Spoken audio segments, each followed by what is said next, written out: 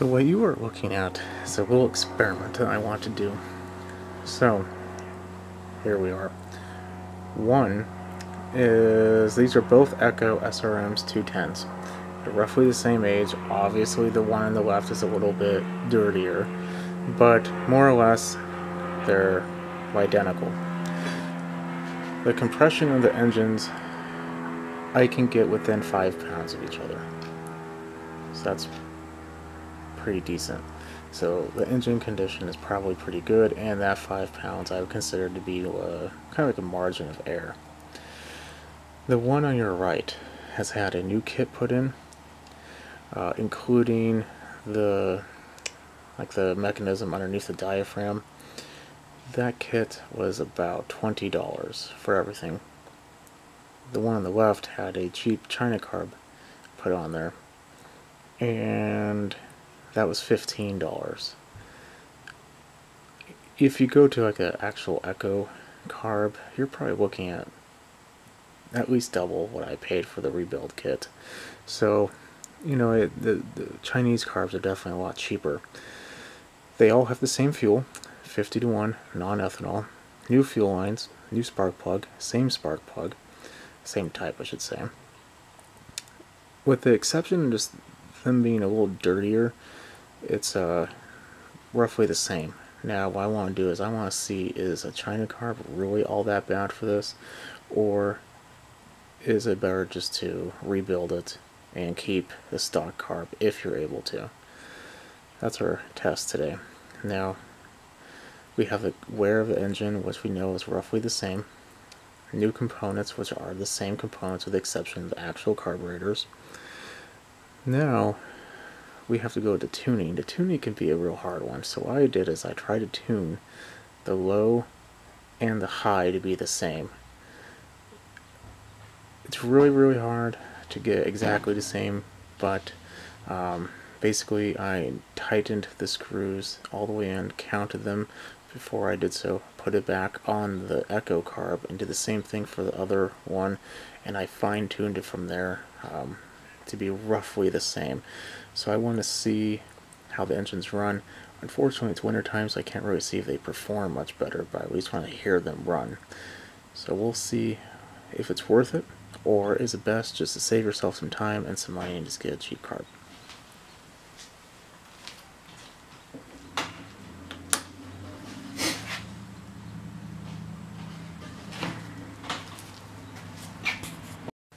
Okay, let's do it.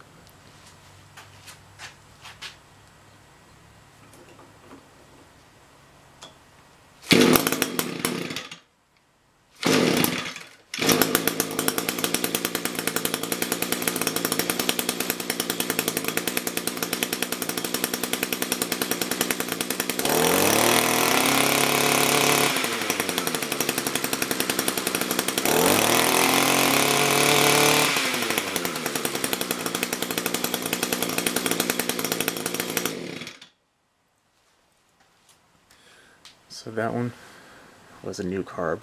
It sounded pretty good. Seemed like it revved up fine. It was a tad on the boggy side, but not too bad. So let's go ahead and get the other one started.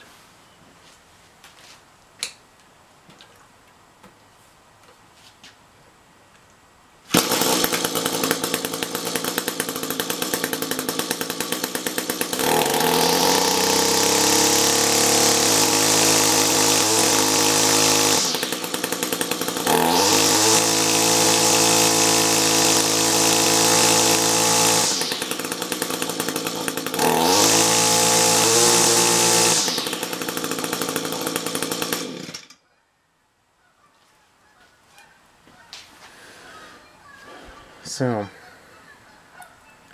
it's probably up to interpretation, but the other one definitely didn't sound like it was breaking up nearly as much. The other one wasn't breaking up, to be honest. It was just choppy-ish, let's say that. I will say though, the rebuild one does idle a tad better, but that could just be the tune. Like I said, I try to get as close to each other as possible, but It could just be the tune. But getting to speed, I feel it's exactly the same. The engine speed seemed the same a little bit, like minus the choppiness, of course, I said. So, in my opinion, I personally, on my own equipment, would do the kit. If it was a customer of mine, I would do the kit. But that is completely up to the condition of the carb. If, however, budget is concerned and the carb that came with it is not very viable, the Chinese carb is not bad at all. It just isn't. It does the job. It's not a. It's like 90% as smooth. So I feel like, given ideal circumstances, rebuilding the original one is the way to go. Not having ideal circumstances or when budget's concerned, those are two very large variables. The Chinese carb is just the way to go. So, I'll leave that for everyone up to you. But for me, in the future, just taking a look at it, I think I will be buying a lot more of these carbs, and knowing the condition of the carb beforehand. Let's say I worked on it before, or I know the person, I know that the condition's okay, I might buy the carb kit. It's really hard to do that unless you actually have it apart. So, and here's another thing. The outside might look spectacular. The inside might look spectacular. But for whatever reason, sometimes they just don't come back. There's a little passage in there that you can't get out. It's just damaged, So you could potentially buy a kit, not work, or at least not work very well, and then have to buy a carb anyway. So, knowing that, make your judgment or your decision. But unless I knew the condition of the carb, I knew the condition of it, then I would just buy a Chinese carb. So, this isn't very specific or very scientific, I should say, but, it's a quick little test I wanted to do and kind of show the difference and how these are not all that bad. Kind of, like I said, the engine had the same compression ratio, more or less, it's the same compression. The exhaust was freshly cleaned out. In fact, on the other side of that one, I even broke a little bit of the plastic, but don't say anything. And, the fuel, exactly the same. It was mixed in the same batch. 1 gallon of 50-1 Echo mix, so it's even with Echo mix. The fuel lines are the same. Everything is the same. The spark plug is a NGK. That's the one that's recommended here.